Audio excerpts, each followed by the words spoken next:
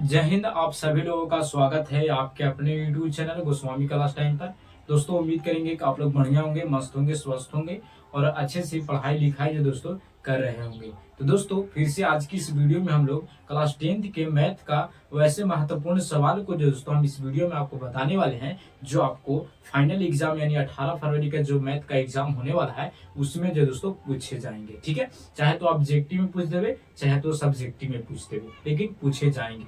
चाहे तो अंक खाली चेंज रहेगा, लेकिन जो बनाने का मेथड रहेगा, विधि रहेगा, वही सेम रहेगा और सवाल भी सेम रहेंगे।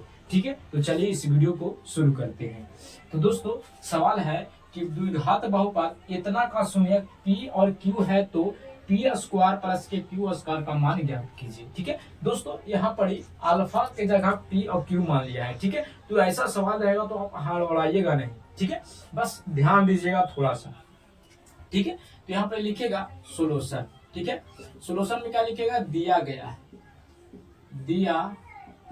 दिया गया है, क्या दिया गया है, तो 2x स्क्वायर माइनस के 7x प्लस के 3, ठीक है, बराबर के 0 कर लेंगे। ठीक है, तो दोस्तों हमको इसका मान निकालना है। तो मान इसको निकालने के लिए सबसे पहले हमको ए बी सी का मान जो दोस्तों निकालना जरूरी है, तब जाके इस फार्मूला पर बैठेगा।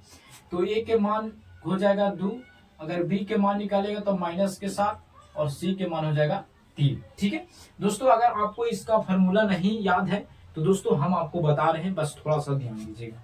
दोस्तों आप लोग a प्लस बी के होल स्क्वायर जानते होंगे। तो दोस्तों a प्लस बी का होल स्क्वायर क्या होता है, तो a स्क्वायर प्लस के बी स्क्वायर प्लस के 2ab। ठीक है, तो दोस्तों इसमें कह रहा है a स्क्वायर और b स्क्वायर, यानी सीधा सीधा समझिएगा p के स्क्वायर और q के स्क्वायर। तो मान लिया जाए कि p है, ये q है। ठीक है, तो इसको जब हम बाहर निकालेंगे, ठीक है, इसको जब बाहर हम निकालेंगे तो हमारा क्या बचेगा, ई वाली ए बच जाएगा, यानी a प्लस के बी का स्क्वायर माइनस में हो जाएगा 2ab। जब इसको इन्हीं रह देंगे और इसको जब इन्हें भेजेंगे तो ये प्लस में जाएगा तो माइनस में हो जाएगा, यानी जब a square plus B square को रह देंगे और 2 के इन्हें खींचेंगे तो ये हो जाएगा a प्लस के बी का होल स्क्वायर माइनस के 2ab हो जाएगा। बस यही फॉर्मूला को आपको दोस्तों बैठा देना है। ठीक है, सेट कर देना है। ठीक है, तो यहाँ पर ध्यान दीजिए, कह रहा है कि यहाँ पर लिखेंगे अब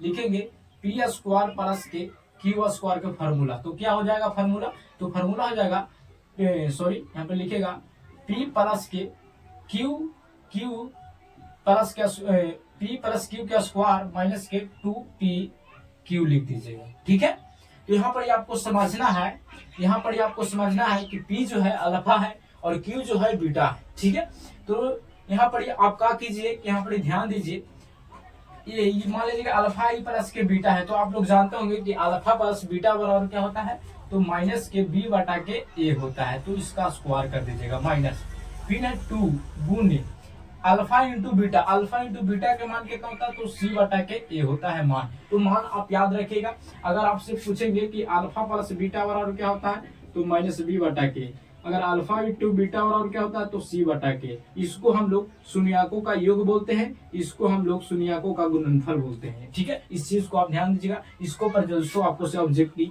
बहुत मनी पूछेगा। ठीक है, तो दोस्तों यहाँ पर ध्यान दीजिए बी के मान कितना है, तो बी के मान हमको माइनस के 7 है। यहाँ पर ध्यान दीजिए माइनस पहले से है और यहाँ पर -7 आ जाएगा। ठीक है, बट्टा के 2 आई हो जाएगा स्क्वायर माइनस 2 गुना सी के मान कितना है, तो 3 है और ए के मान कितना है, 2 है।